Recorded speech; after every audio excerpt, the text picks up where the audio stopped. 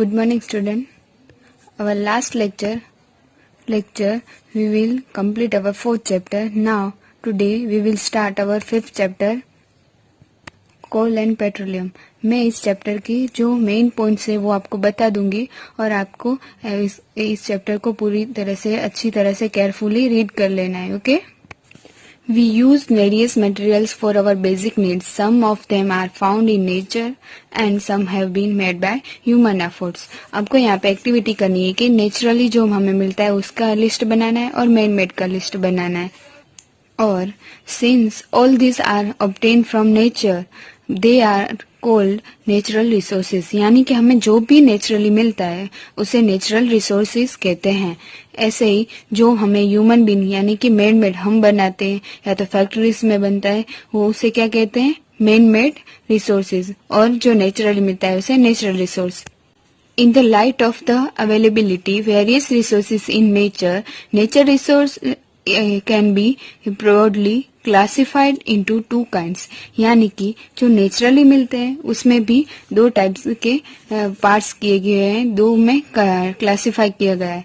In executable natural source and exhaustible natural resources. यानी कि इन executable यानी कि जो ऐसे हो कि जो कभी भी खत्म नहीं हो सकते हैं और उसका कोई भी उसका जो स्टोर होता है वो कभी खत्म नहीं होता है. और एग्जीक्यूटेबल यानी कि ऐसा सम नेचुरल रिसोर्सेज जिसे आप यूज कर सकते हो और यूज करने के बाद सम ऐसा टाइम आएगा कि तब वो खत्म हो जाएगा अगर हम उसे सेव नहीं करेंगे.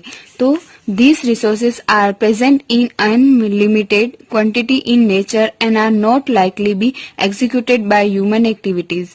Example are sunlight and air. यानी कि जो ऐसे नेचुरल रिसोर्सेज जो अनलिमिटेड क्वांटिटी में मिलते हैं नेचर में और उसे एग्जीक्यूट नहीं किया जाता ह्यूमन एक्टिविटी के थ्रू, उसे कहते हैं इन एग्जीक्यूटेबल नेचुरल रिसोर्सेज. और फॉर एग्जाम्पल यहाँ पे दिया हुआ है सनलाइट एंड एयर. ऐसे ही exhaustible natural resources the amount of this resource in nature limited. यानी कि इसका अमाउंट होता है वो लिमिटेड होता है और उसे ह्यूमन एक्टिविटी के थ्रू एग्जीक्यूट किया जा सकता है. ऐसे रिसोर्सेज होते हैं वो नेचुरल रिसोर्सेज, उसे कहते हैं एग्जीक्यूटेबल नेचुरल रिसोर्सेज. और उसके यहाँ पे एग्जाम्पल दिए हुए हैं जैसे कि फॉरेस्ट, वाइल्ड लाइफ, मिनरल कोल, पेट्रोलियम, नेचुरल गैस. उसके अलावा भी कितने सारे ऐसे नेचुरल रिसोर्सेज है जो एग्जीक्यूटेबल यानी कि लिमिटेड मात्रा में है, लिमिटेड अमाउंट में है, उसे कहते हैं एग्जीक्यूटेबल नेचुरल रिसोर्स. और जिसकी कोई भी लिमिटेड नहीं है, अनलिमिटेड क्वांटिटी में मिलता है, उसे कहते हैं इन एग्जीक्यूटेबल नेचुरल रिसोर्स. यहाँ पे आपको एक एक्टिविटी करनी. ये एक्टिविटी यहाँ पे दी हुई है, आपको केयरफुली रीड कर लेनी है और आपको अगर घर पे परफॉर्म करनी है तो भी कर सकते हो. In this chapter, we will learn about some executable natural resources like coal, petroleum and natural gas. इस चैप्टर में हम executable natural resources के बारे में पढ़ेंगे, coal, petroleum and natural gas के बारे में. These were formed from the dead remains of living organisms. यानी कि जो हम जिसमें से फॉर्म हमें मिलता है कि जो डेड में रिमेनिंग लिविंग ऑर्गेनिजम्स होते हैं उसके डेड सेल्स वो मर जाते हैं, उसके बाद जो भी मिलता है फॉसिल्स वो दो this are all known as fossil fuels. ऐसे जो भी फ्यूल्स होते हैं उसे क्या कहते हैं, फॉसिल फ्यूल्स. जो डेड सेल्स में से डेड लिविंग ऑर्गेनिज्म में से मिलते हैं उसे फॉसिल फ्यूल्स कहते हैं. यहाँ पे हम फर्स्ट हमारा एग्जीक्यूटेबल नेचुरल सोर्स है कोल. यू मे हैव सीन कोल और हार्ड अबाउट इट. यानी कि आपने देखा ही होगा कि वो जो कोल होता है वो कैसा होता है, हार्ड होता है. हार्ड, ये आपने इसके बारे में पढ़ा भी होगा और सुना भी होगा कि it is an hard as stone and is black in colour. आपने पढ़ा होगा या सुना होगा कि ये हार्ड होता है, बहुत ही स्टोन जैसा और ब्लैक कलर का होता है. Coal is one of the fuel use to cook food. ये कोल ऐसा ही है जो एक ही ऐसा फ्यूल है जो फूड कुक करने के लिए यूज होता है, जो हम जिसे कोलसा बोलते हैं. Earlier It was used in railway engines to produce steam to run the engines. ये तो आप सभी अच्छी तरह से जानते हैं, अभी जो रेलवेज होते हैं, रेलवे इंजिन होते हैं, वो इलेक्ट्रिकली चलते हैं, बट पहले कोल के थ्रू चलते थे। It is also used in thermal power plant to produce electricity, और इलेक्ट्रिसिटी प्रोड्यूस करने के लिए थर्मल पावर में भी यूज होते हैं। Coal is also used as a fuel in various industries, और जो कोल होते हैं वे वेरियस टाइप की इंडस्ट्रीज में भी यूज होता है। कोल कैसा होता है? हार्ड स्टोन जैसा और ब्लैक इन कलर में भी ब्लैक होता है। स्टोरी ऑफ कोल, यहाँ पे कोल की स्टोरी दी हुई है कि कहाँ से आया और कैसे आया। About 300 million years ago, the earth had dense forest in low-lying wetland areas. Due to natural processes like flooding, these forests got buried under the soil. जो 300 मिलियन ईयर्स से पहले क्या हुआ था कि अर्थ में ऐसा डेंस फॉरेस्ट हुआ था, जो फॉरेस्ट थे वो फ्लड की वजह से नेचुरली प्रोसेस के थ्रू वो बर्न हो गए थे, यानी कि सोइल के अंदर वो मिक्स हो गए थे। As more soil deposit over them they were compressed, the temperature also rose as they sank deeper and deeper, यानी कि उसका टेम्परेचर बढ़ता गया और सोइल और उसमें जो फॉरेस्ट था वो डीप अंदर जाता गया। Under high pressure and high temperature, dead plants got slowly converted into coal. और टेम्परेचर बढ़ने की वजह से हाई प्रेशर होता गया, और हाई टेम्परेचर की वजह से जो डेड प्लांट्स थे वो किसमें स्लोली कन्वर्ट हो गए? कोल के अंदर। As coal contain mainly carbon, और कोल के अंदर मेनली क्या होता है? सबसे ज्यादा मात्रा में क्या होता है? कार्बन होता है। The slow process of conversion of dead vegetation into coal is called carbonisation, यानी कि कार्बोनाइजेशन, ये आपको डेफिनेशन में हर बार पूछा जाता है कि the slow process of conversion of dead vegetation into coal is called carbonisation, ये आपको याद रखना है। Since it was formed from the remaining of vegetation, coal is also called a fossil fuel, और कोल को भी हम फॉसिल फ्यूल ही कहते हैं क्योंकि वो लिविंग ऑर्गेनिजम्स यानी कि प्लांट्स में से ही बनता है, उसका डेड प्लांट्स में से ही बनता है, इसलिए उसे फॉसिल फ्यूल ही कहते हैं। A coal mine is shown in this figure, यहाँ पे दिया हुआ है कि जो कोल माइंस होते हैं, कोल कैसे निकाला जाता है और कोल की जो माइंस होती है वो कैसी होती है, इस फिगर में दिया हुआ है, आपको ये अच्छी तरह से देख लेना है।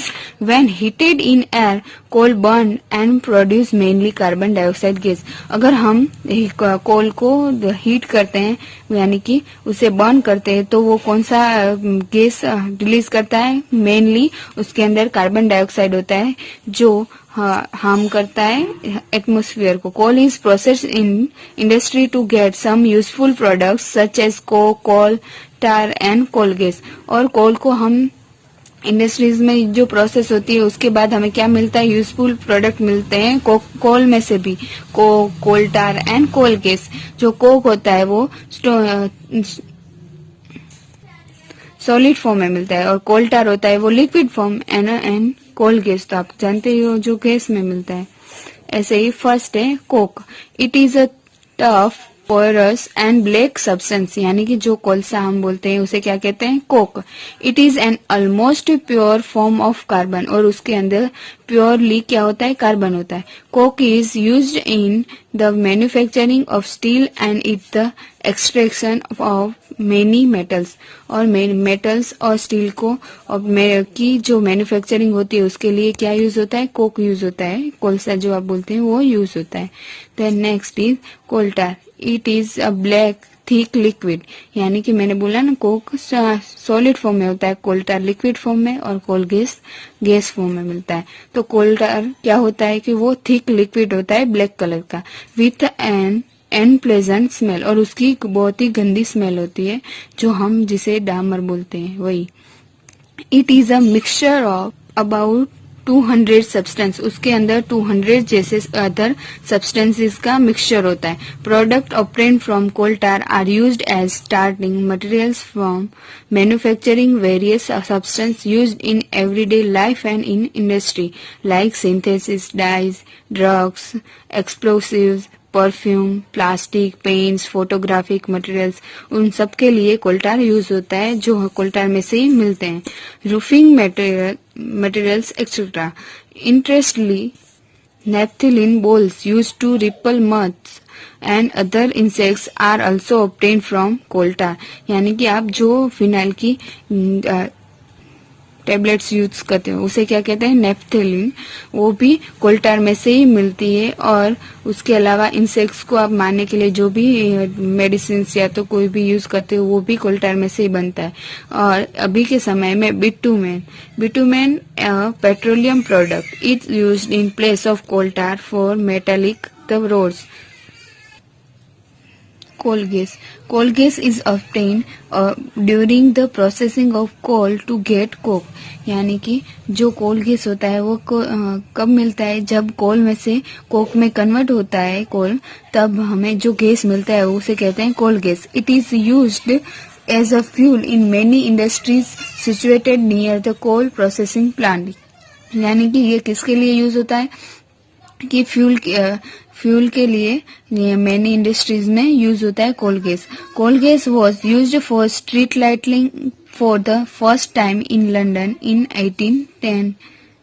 यानी कि फर्स्ट टाइम कहाँ पे यूज किया गया था, स्ट्रीट लाइट के लिए, and in New York around 1820. Nowadays it is used as a source of heat rather than light. यानी कि ये हीट के लिए और लाइट के लिए यूज किया जाता है अभी के समय में. Next is petroleum. आप सब इसके बारे में जानते ही होंगे. Petrol is used as a fuel in light automobile such as motorcycle, scooters and car. Heavy motor vehicles like trucks and tractors run and diesel. यानी कि जो मोटरसाइकिल्स और स्कूटर, कार जैसे जो व्हीकल्स होते हैं उसके लिए पेट्रोल यूज होता है. बट जो हेवी मोटर्स व्हीकल्स होते हैं, ट्रक्स, ट्रैक्टर्स, और वो सब किससे चलते हैं, डीजल से. Petrol and diesels are obtained from a natural resource called petroleum. यानी कि जिसमें से पेट्रोल और डीजल मिलता है उस नेचुरल रिसोर्स को क्या कहते हैं, petroleum. The word petroleum is derived from petra यानी कि रॉक एंड ओलियम यानी oil, as it is mined from between the rocks under the earth as shown in figure. यहाँ पे दिया हुआ है कैसे मिलता है पेट्रोलियम. यानी कि रॉक में से मिलता है जो ऑयल, उसे कहते हैं पेट्रोलियम. ऑयल और डीजल, पेट्रोल एंड डीजल्स होते हैं वो पेट्रोलियम में से ही बनते हैं. जैसे यहाँ पे ऑयल मिलता है, यहाँ पे गैस, और बाकी वाटर होता है वो रॉक में से मिलता है, इसलिए पेट्रोलियम कहते हैं. Petroleum was form from organism living the sea. As these organisms die, their bodies settle at the bottom of the sea and got covered with layers of sand and clay. यानी कि जो petroleum होता है वो कैसे बनता है कि जो लिविंग ऑर्गेनिज्म होते हैं सी के, वो डेड हो जाते हैं तो धीरे धीरे वो सेटल होते हैं बॉटम में, सी के बॉटम में सेटल होते हैं और वो कन्वर्ट हो जाते हैं लेयर्स में, यानी कि सैंड के लेयर में या तो क्ले में कवर्ड हो जाते हैं. तो उससे थोड़े दिन यानी कि स्लोली उसके कन्वर्जन से हमें पेट्रोलियम मिलता है. Over million of year absence of air, high temperature and high pressure transformed the dead organism into petroleum and natural gas. यानी कि जो डेड मेटल्स होते हैं वो high temperature and high pressure में, एयर के एब्सेंस में जो ट्रांसफॉर्म होते हैं dead metals into petroleum and natural gas में. जो यहाँ पे आपको अच्छी तरह से रीड करना है और देखना है. The world first oil well was drilled in Pennsylvania. USA में फर्स्ट वेल मिला था वर्ल्ड का ऑयल का इन 1859 में. 8 years later in 1867 oil was struck at Maktoum इन आसाम. और उसके बाद उसके 8 year के बाद आसाम में मिला, मकूम में, इन इंडिया में. Oil is found in Assam, Gujarat, Mumbai, High and in the river basins of Godavari and Krishna. यानी कि ऑयल कहाँ पे मिलता है इन इंडिया में, Gujarat, Assam, Mumbai, high and in the river basins of Godavari and Krishna. Then उसका पेट्रोलियम का रिफाइनिंग कैसे करते हैं वो भी यहाँ पे दिया हुआ है. Petroleum is a dark oil liquid. यानी कि पेट्रोलियम बहुत ही डार्क ऑयली लिक्विड होता है. It has an unpleasant odours.